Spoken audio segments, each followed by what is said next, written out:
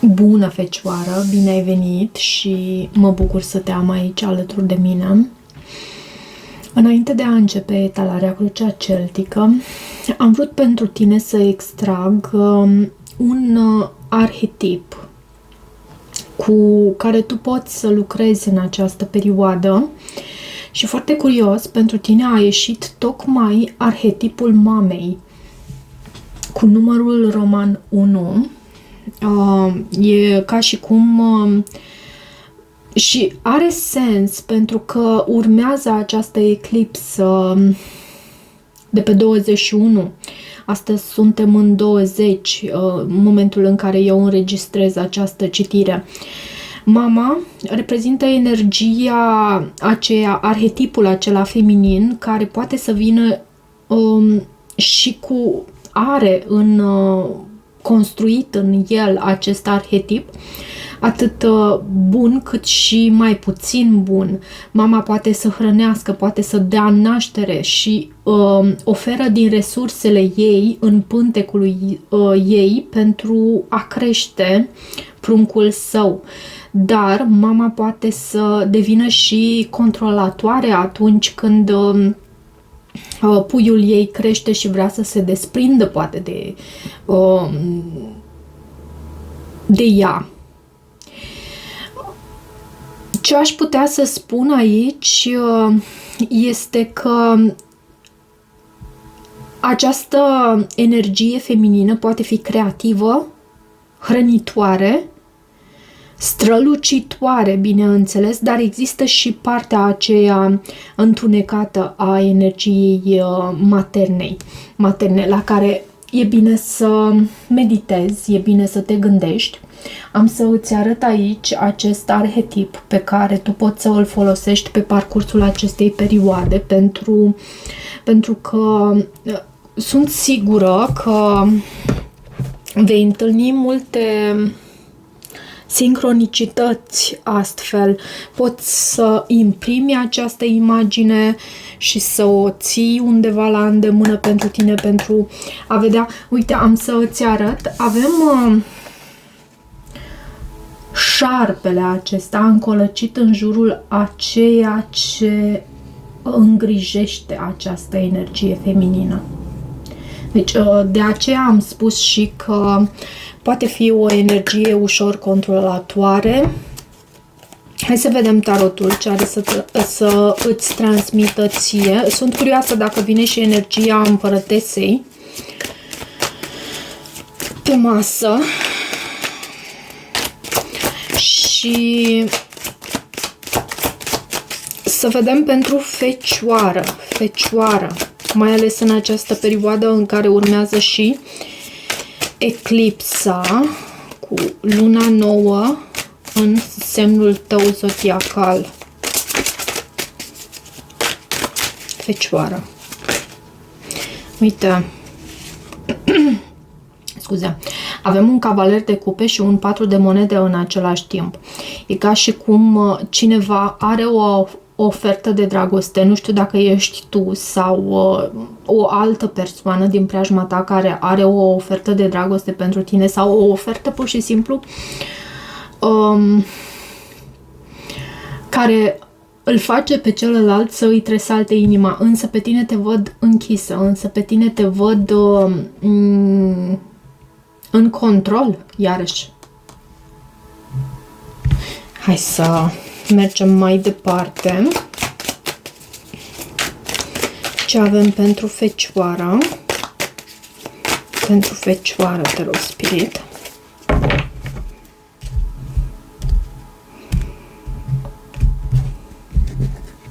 La baza pachetului avem pajul de bâte. Este o carte care anunță entuziasm, optimism, vitalitate. Poate ai de a face cu un pești. Vedem și acest spânzurat aici și văd aici faptul că te gândești la o anumită ofertă, la o anumită oportunitate. Lucrul acesta îți aduce și stres. Da, îți aduce și stres, dar e vorba și despre ceva, e vorba despre echilibrul tău. Hai să vedem. E ca și cum echilibrul tău este ușor îți pierzi din echilibrul tău. Văd aici regele de cupe, regina de bâte, 2 de bâte, cartea moartea, o lași în trecut, împăratul, ok, avem principiul masculin, 10 de monede, 9 de bâte, 10 de cupe, ok, 5 de spade și în rezultatul posibil obținut avem 7 de spade, iar în planul acesta financiar avem 5 de cupe în următoarea perioadă pentru tine. 5 de cupe poate să anunțe o dezamăgire, dar să ne întoarcem și să luăm aceste cărți pe rând. Avem 2 arcane majore, din ce văd eu deocamdată pe masă, 2 arcane majore reprezentate de această carte, moartea și împăratul. Lucrul acesta anunță faptul că sunt anumite lecții pe care universul ți le pune la îndemână, pe care tu trebuie să le înveți. Însă nu este o citire încărcată cu foarte multe astfel de lecții. E o citire cu energii care se pot disipa foarte ușor. Și avem regele de cupe în situația de față. E ca și cum dragostea e pe primul plan. Poate ai de a face cu un rege de cupe, un rac, un scorpion, un pești, o persoană în energia sa masculină se arată aici, o persoană îndrăgostită. Poți să fii chiar și tu această persoană îndrăgostită în energia ta masculină, ușor un poker face, o persoană care simte în profunzime, dar nu își arată atât de mult sentimentele. Da, poți să fii tu. Avem și pajul de bâte. Pajul de bâte pe care îl avem și aici în tematica generală a întregii citiri. A ținut să iasă încă de la început în citire. Poate fi o persoană de la distanță sau un semn fix, un scorpion, văd aici leu, vărsător, taur, poate fi și un taur. E ceva aici.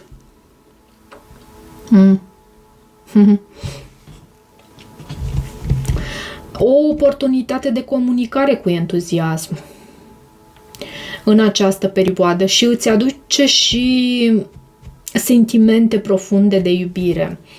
Însă, avem regina de bâte tocmai în provocare. Posibil și am să mă opresc din a vorbi mai departe. Vreau să văd ce spune această regină de bâte. Pajul de cupe. E ca și cum, da, și văd și o distanță aici. E ca și cum există o persoană, poate chiar de la distanță, o persoană care te apreciază, o persoană care te admiră, o persoană care are această curiozitate față de tine și această cupă.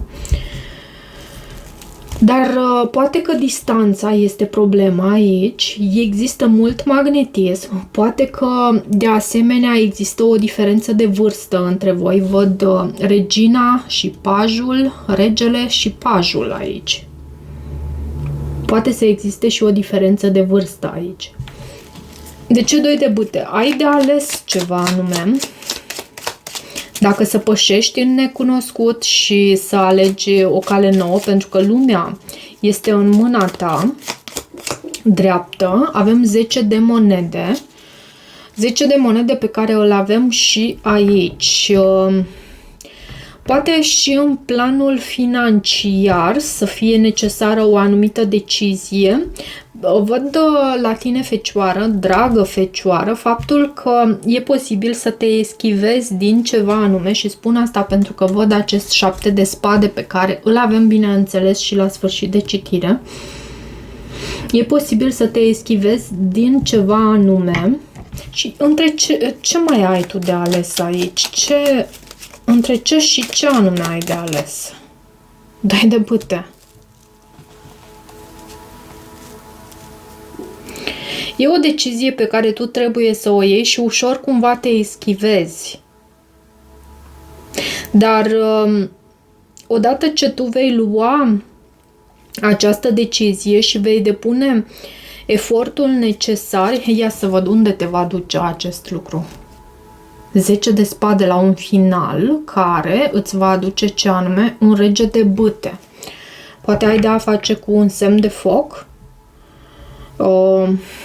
sau pasiunea din tine va fi adusă la viață și pasiunea poate fi pentru ceva anume, nu neapărat pentru o anumită persoană, deși poate fi și pentru o anumită persoană. Moartea este în energia pe care tu o lași în trecut. Poate a existat o schimbare în trecutul tău, poate ai avut de a face cu un scorpion. Uite, împărăteasa a ieșit pe masă. Principiul acesta feminin. Poate ai avut de a face cu o schimbare, o transformare și vezi tu, avem principiul feminin în trecut și masculinul în gândurile tale. Cumva se leagă aceste energii. E ca și cum pentru tine alegi foarte subtil, așa, să intri mai mult în energia ta masculină. Poate te gândești, da, la un berbec, pentru că avem acest card împăratul în gândurile tale, dar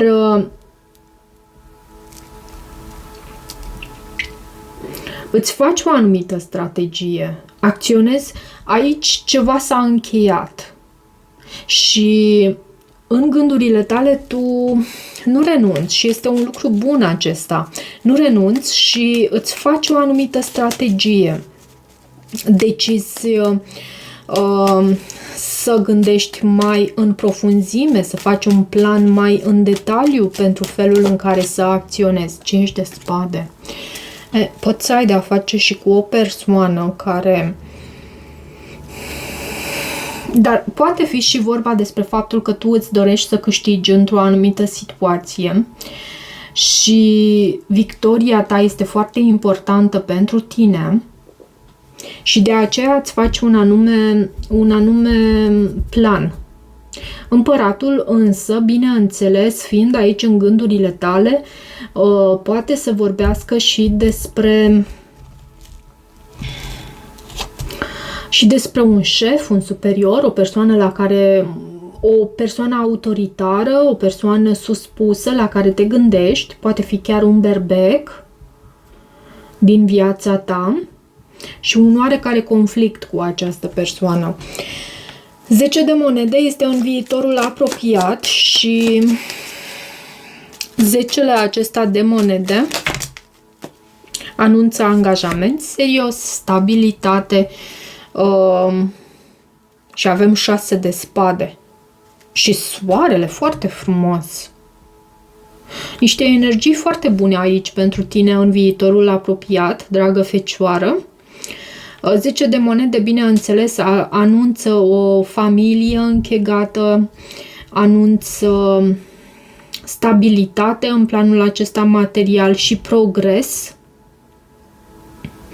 Poate că lași anumite ape tulburi în spatele tău și te îndrepți înspre ceva mai armonios aici și soarele. Soarele este cartea care anunță poate faptul că ai de a face cu un leu, dar și succesul, lumina, adevărul care te poate ghida înspre succes.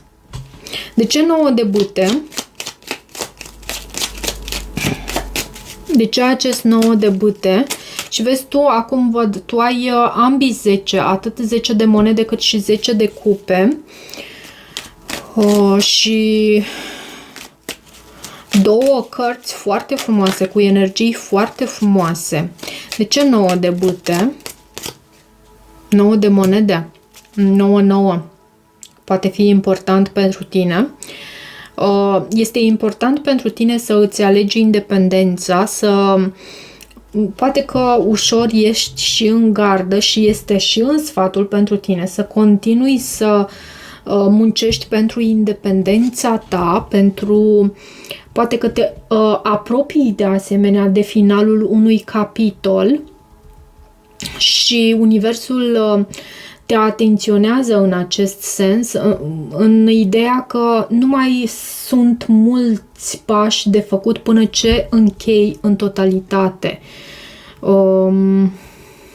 Da, 10 de cupe anunță faptul că există o persoană în preajma ta care cu siguranță te iubește și care simte această bucurie, fericire. Uite, regina de cupe.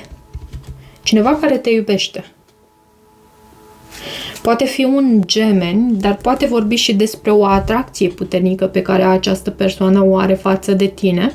Cine este această persoană? Hai să vedem dacă putem obține, bineînțeles, câteva detalii în privința acestei persoane, pentru că voi sunteți mai mulți și pentru fiecare, bineînțeles, poate fi diferit. Cine este această persoană? Treiul de bute. Persoana care te așteaptă, poate fi un taur, nu-mi spune foarte mult. O persoană dedicată ție. O persoană dedicată ție și cu care tu se pare că ai un anume trecut.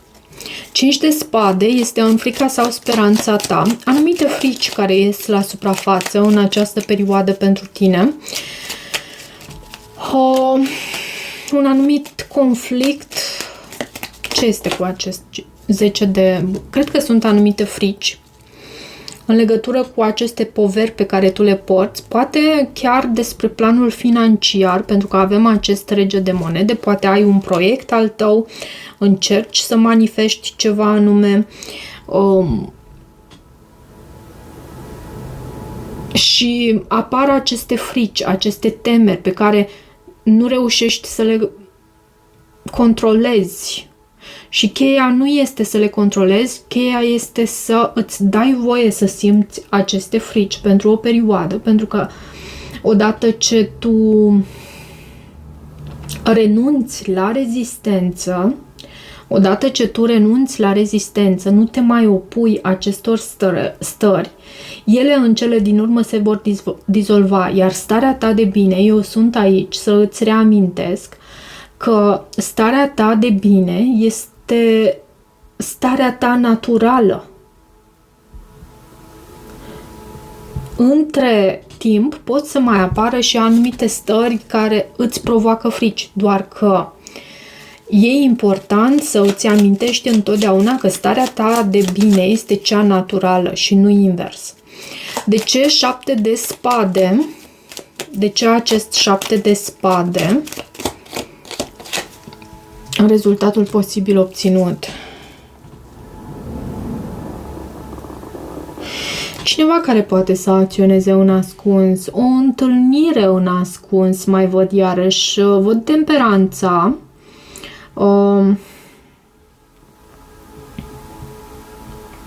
și văd o reuniune.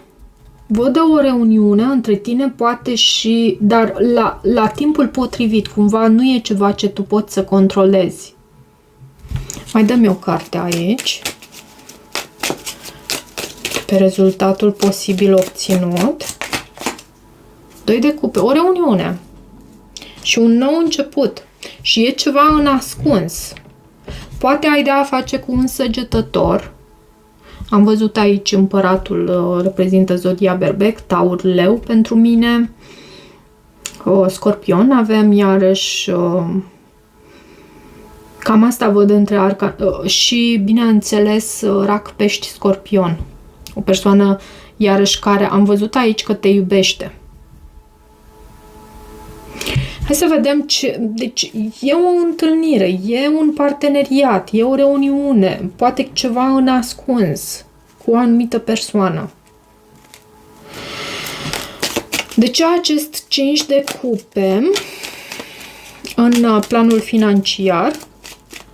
De ce acest 5 de cupe în planul financiar? Nebunul. Atenție la riscuri, aș putea să spun. Nebunul poate să reprezinte un berbec. 5 de cupe și nebunul în planul acesta financiar.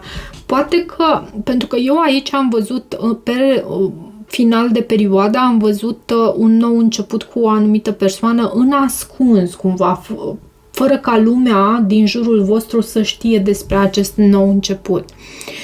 Și poate ca acest nou început să îți afecteze planul acesta financiar. De asemenea, aș putea să spun atenție la cheltuielile acestea care nu sunt necesare, ok?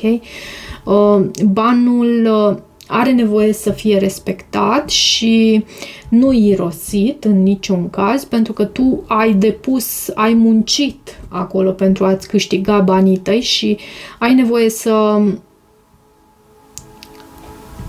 respecti munca ta până la urmă. Ok, vreau și un mesaj pentru Fecioară.